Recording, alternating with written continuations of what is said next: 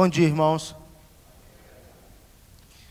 Hoje é mais um dia que o Senhor fez e nós nos alegramos, porque o Senhor nos dá esse privilégio de vir à casa dEle, né? Para louvar e bendizer o seu santo nome. Quero compartilhar com os irmãos algo que o Senhor tem colocado em nosso coração. E o texto da nossa série é Lucas 13, versículos 18 e 19.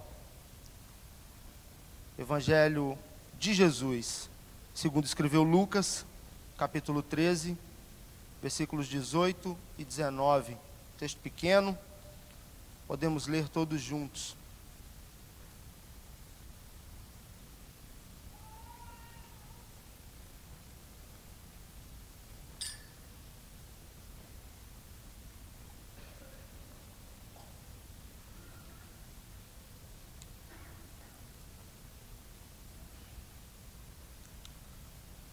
Vamos ler todos juntos?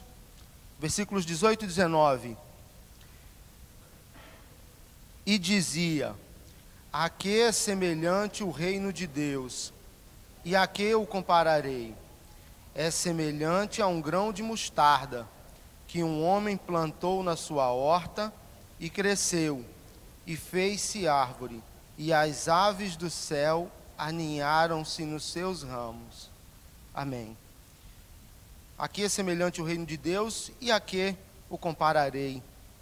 É semelhante a um grão de mostarda, que um homem plantou na sua horta, e cresceu, e fez-se árvore, e as aves do céu aninharam-se nos seus ramos.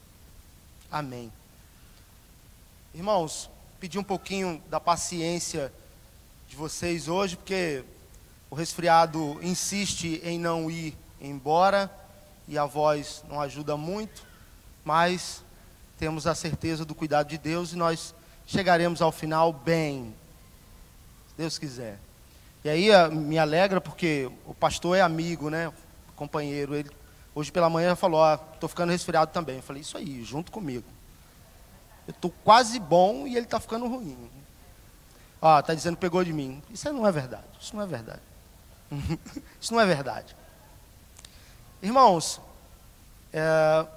aqueles que me conhecem já há algum tempo e já me ouviram pregar algumas vezes, talvez já tenham percebido que em alguns momentos eu prefiro escolher alguma introdução para a mensagem, alguma ilustração que tenha relação com o texto, porque entendo que esse é um dos modos que facilita a nossa compreensão.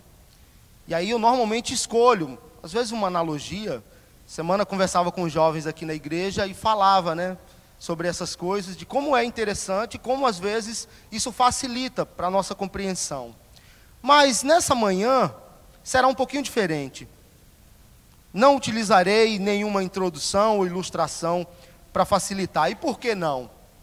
Bom, porque o texto nos diz que Jesus fez isso. E quem melhor para fazer alguma comparação e explicar alguma coisa do que Jesus? Não é verdade? 100% Jesus. E lembrei de uma coisa. Meu Deus. Mas Jesus é o melhor para fazer comparações e nos explicar acerca de assuntos importantes. E Jesus então traz uma comparação, como no texto que nós lemos, e eu fico pensando nas pessoas que estavam diante de Jesus, ouvindo Jesus. A primeira coisa que Jesus diz é: a que é semelhante o reino de Deus? E aí a interrogação, né? Pedir ajuda ao pessoal lá de mídias. A que é semelhante ao reino de Deus e a que eu compararei? Uma comparação com o reino de Deus.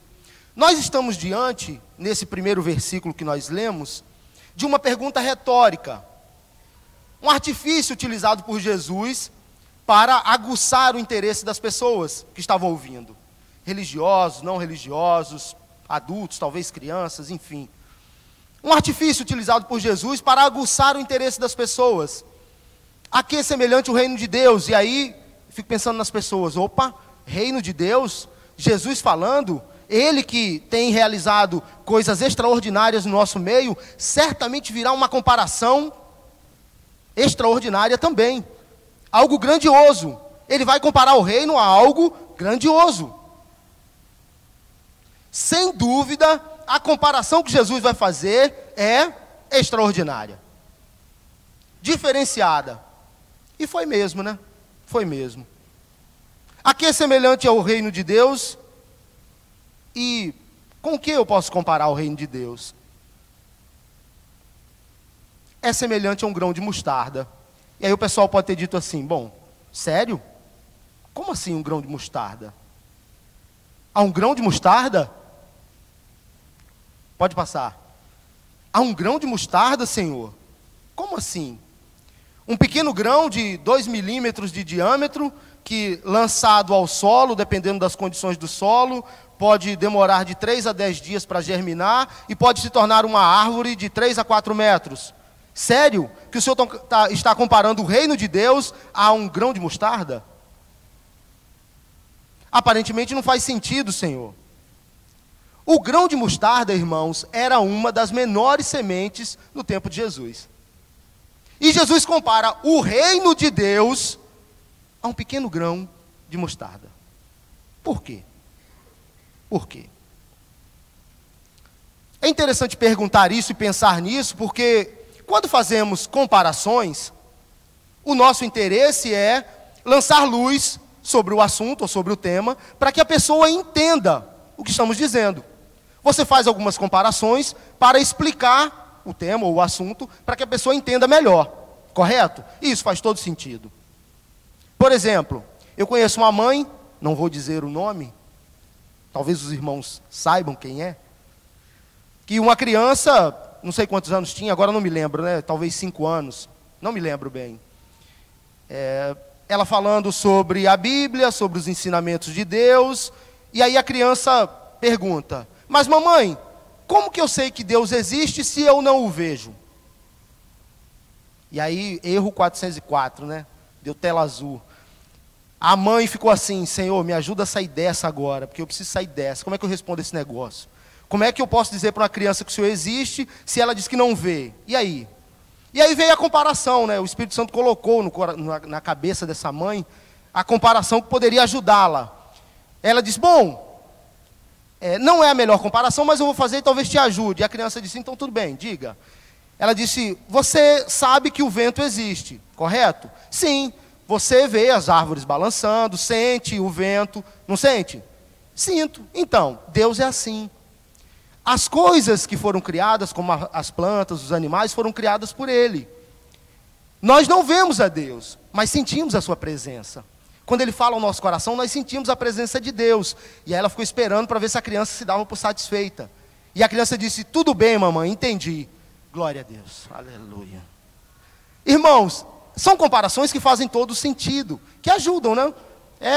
Obviamente, comparando com Deus o vento, nada, mas para uma criança ajudou. Faz sentido. Mas quando Jesus compara o reino de Deus a um pequeno grão de mostarda, aparentemente não faz sentido. Jesus está brincando. Aparentemente não faz sentido. Jesus, um grão de mostarda tem 2 milímetros de diâmetro. Por quê? Por quê, Senhor? Irmãos, para entendermos essa questão e por que Jesus fez essa comparação, é importante fazermos algumas perguntas ao texto. E a primeira pergunta é, qual era o entendimento, qual era a percepção que os ouvintes de Jesus tinham acerca do reino de Deus? Essa é a primeira pergunta. Qual era a percepção e o entendimento deles acerca do reino? O que é que eles entendiam como reino de Deus? O que é que um israelita, um judeu, entendia acerca do reino de Deus? Essa é a primeira pergunta. Bom, e aí olhando para a Bíblia e para a história, percebemos que um dos entendimentos dele, uma das percepções que eles tinham, era que o reino de Deus traria liberdade política. Traria a eles liberdade política. Outra coisa que eles pensavam acerca do reino, domínio territorial. Certamente o reino de Deus trará a nós, povo de Deus, domínio territorial. Não domínio de Deus, mas domínio deles, da nação exclusiva de Deus, do Israel de Deus, domínio e conquistas territoriais. E para entender por que eles tinham essa percepção, nós precisamos voltar ao Antigo Testamento. Olhamos para o livro de Samuel, primeiro livro de Samuel, você não precisa abrir o texto. No livro de Samuel nós vemos que os filisteus eram inimigos do povo de Deus. E foi a ameaça dos filisteus que fez com que o povo de Deus pensasse a respeito de uma monarquia, de ter alguém como rei à frente deles.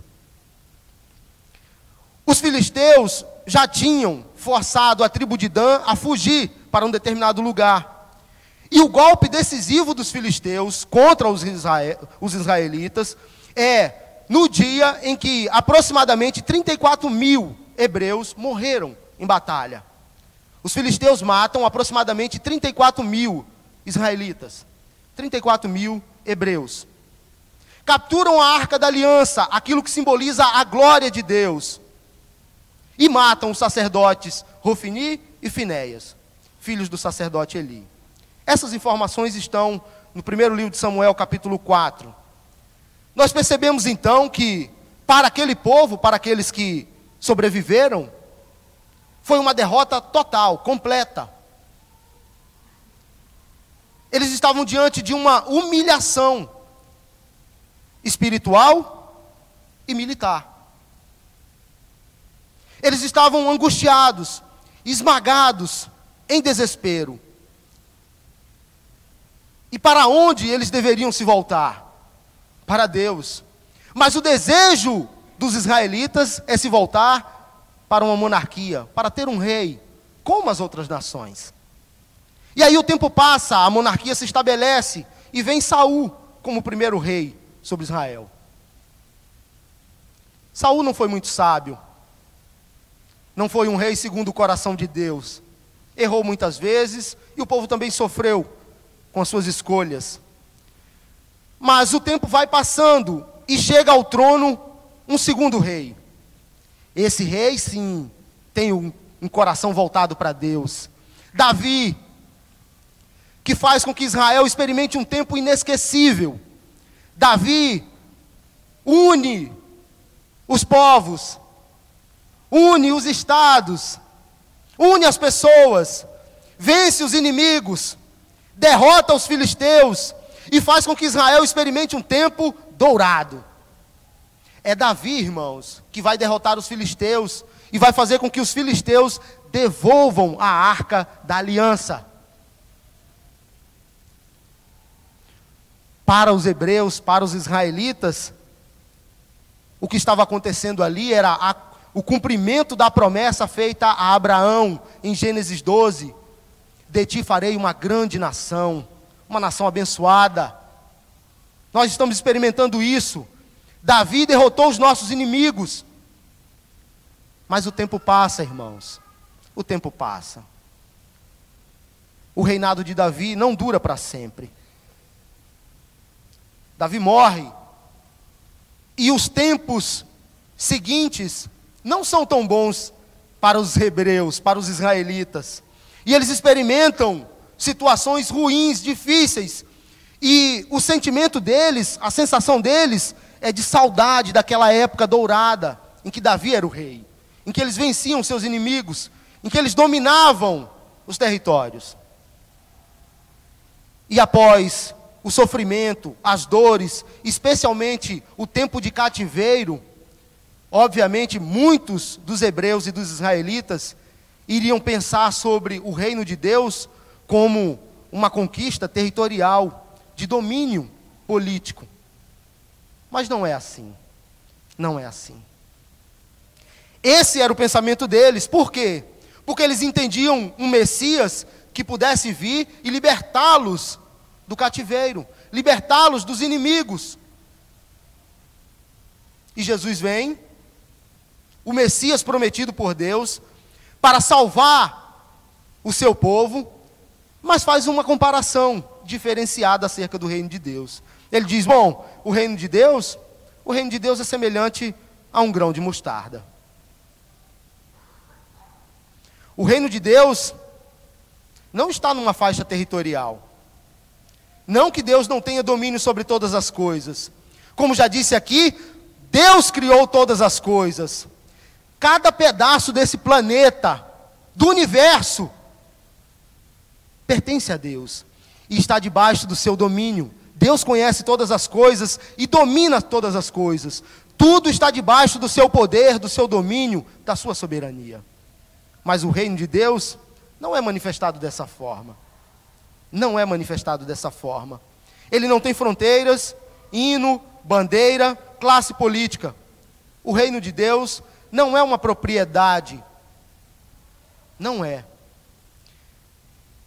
E vai ficar mais claro para nós quando Paulo escreve aos Romanos, no capítulo 14, versículo 17, dizendo: o reino de Deus não é comida nem bebida, mas justiça, paz e alegria no Espírito Santo.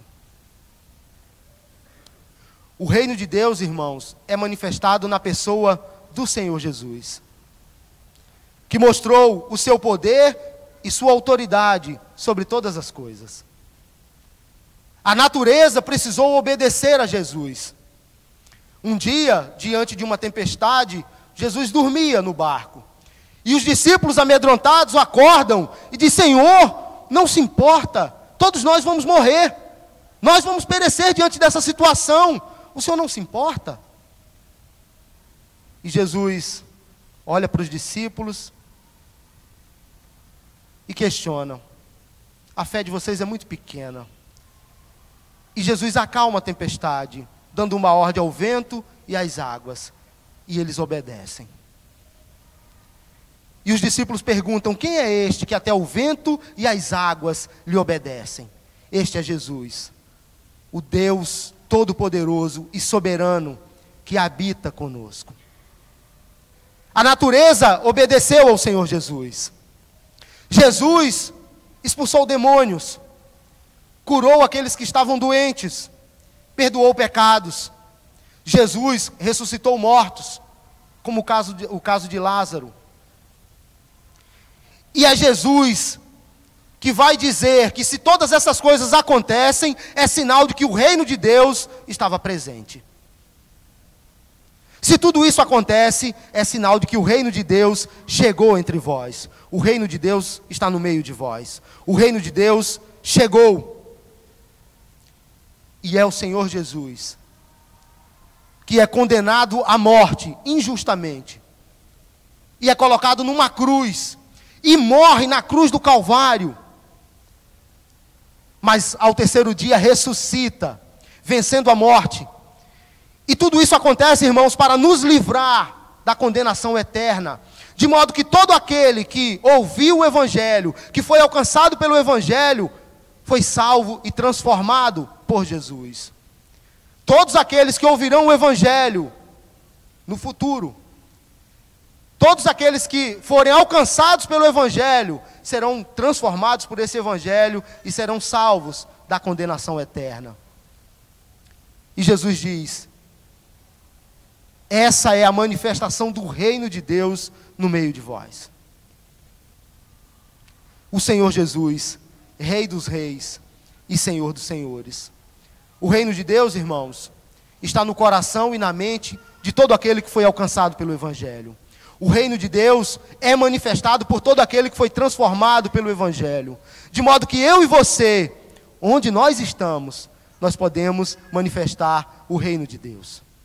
Onde você está, o reino de Deus pode ser manifestado. Não importa o lugar, não importa o ambiente, não importa a circunstância.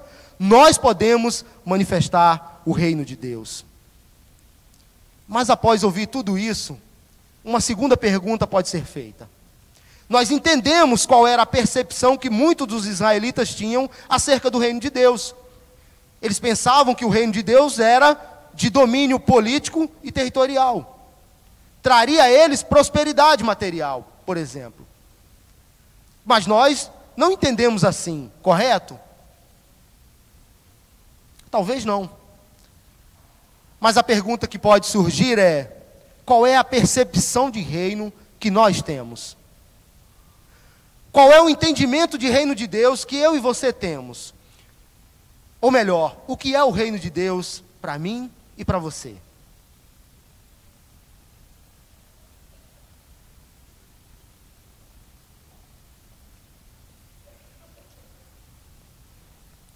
Será que às vezes eu não sou tentado a acreditar que o reino de Deus está relacionado ao meu entendimento, às minhas conquistas, aquilo que posso fazer?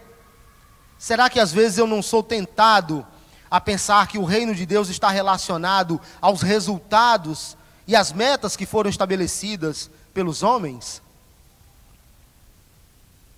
Essa semana eu conversava com o pastor sobre esse texto, e ele que tem me ajudado bastante com o assunto pregação.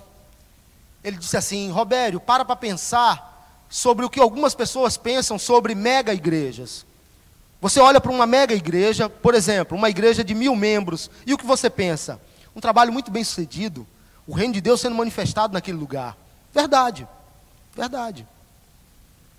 Se o evangelho é pregado com fidelidade, se pessoas são alcançadas, transformadas por Deus, se elas vivem aquilo que é o discipulado, o reino de Deus é manifestado, sem dúvida. Mas, irmãos, também não é manifestado naquela pequena igreja onde há 3 ou 4 reunidos em nome do Senhor? Sim. Só que muitas vezes, irmãos, o que nos impressiona são os números. O que nos impressiona são as aparências. O que nos impressiona são os resultados. O que nos impressiona muitas vezes é aquilo que nós vemos, aquilo que impressiona a sociedade. E eu peço a você que me permita utilizar mais uma vez um exemplo do Antigo Testamento. Nós olhamos para a história de Davi, e eu fiz uma pequena síntese sobre o reinado de Davi. Pense comigo, Samuel, o profeta Samuel, recebe uma ordem de Deus para ungir aquele que seria o novo rei de Israel. E Samuel prepara a mochila dele. Samuel não tem telefone para mandar um aviso para Jessé, não tem WhatsApp. Samuel não tem computador para mandar um e-mail para Jessé com a pauta da reunião, não tem. Samuel se prepara a botija com azeite e vai para a casa de Jessé, para escolher aquele que seria o novo rei de Israel. E Samuel chega na casa de Jessé, e o texto é claro para nós. E ele diz: Jessé, cadê os teus filhos? Me apresenta aí. E Jessé começa a apresentar os filhos dele. Sairá daqui o novo rei de Israel. E aí vem o primeiro, alto, moreno, bonito, tipo assim o Robério. Você aí fora rindo, Selmo.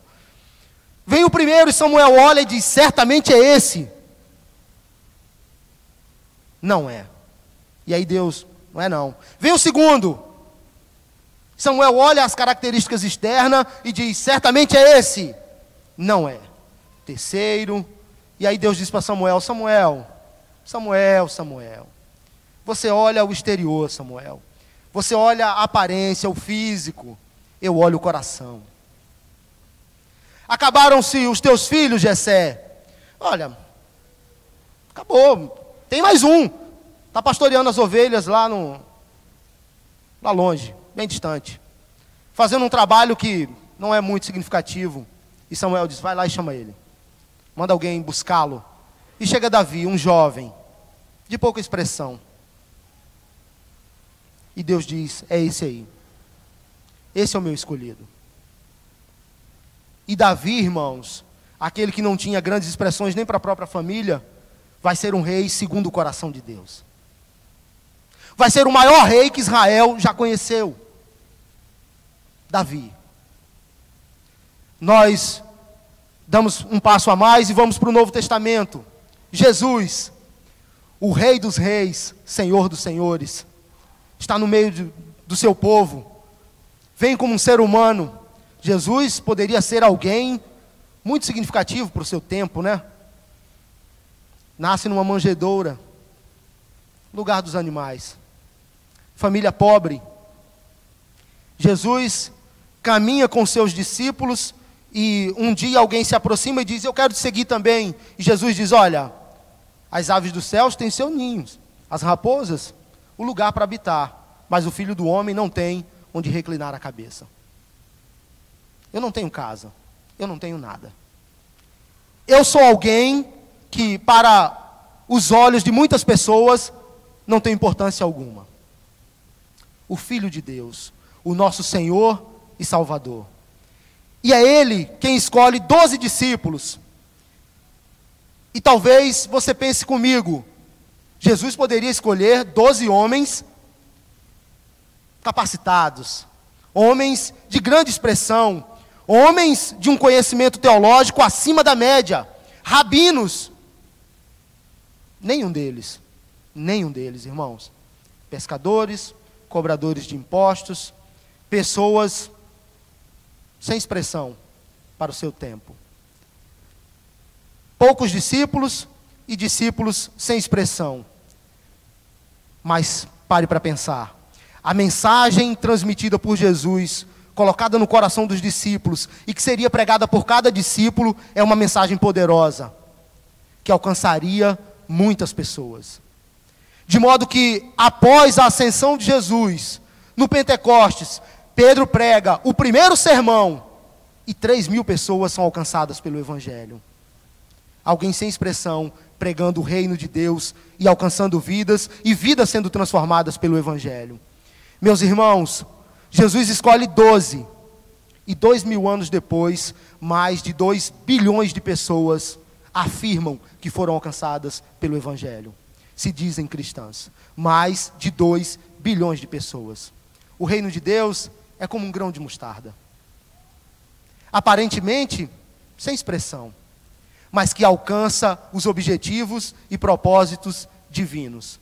Não os nossos, mas os objetivos e propósitos divinos. O que fica para nós é o que Deus pode fazer através das nossas vidas. O que Deus pode fazer através da minha vida. O que Deus pode fazer através da sua vida, manifestando o seu reino.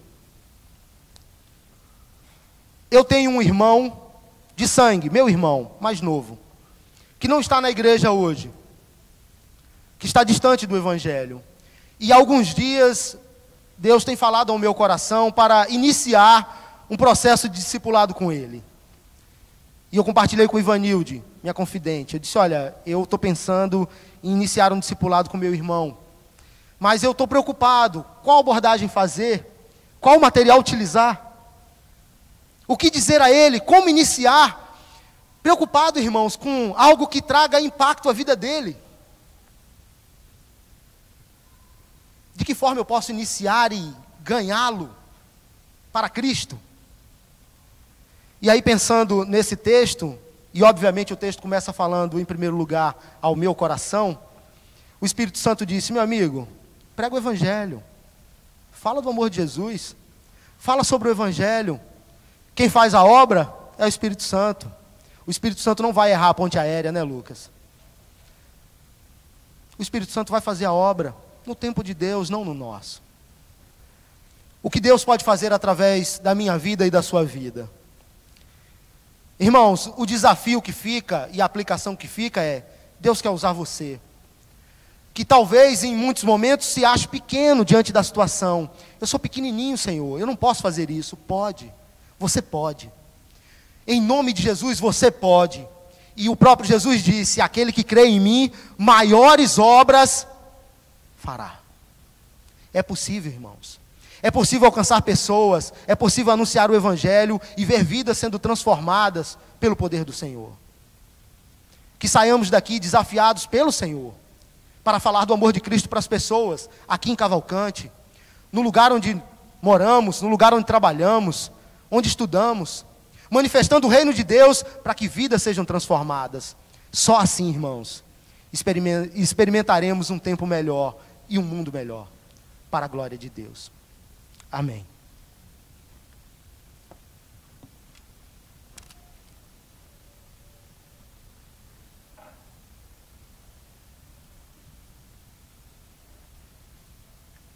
Irmãos, antes de prosseguirmos com a oração final para encerrarmos o culto, sei que você tem o boletim nas mãos, mas eu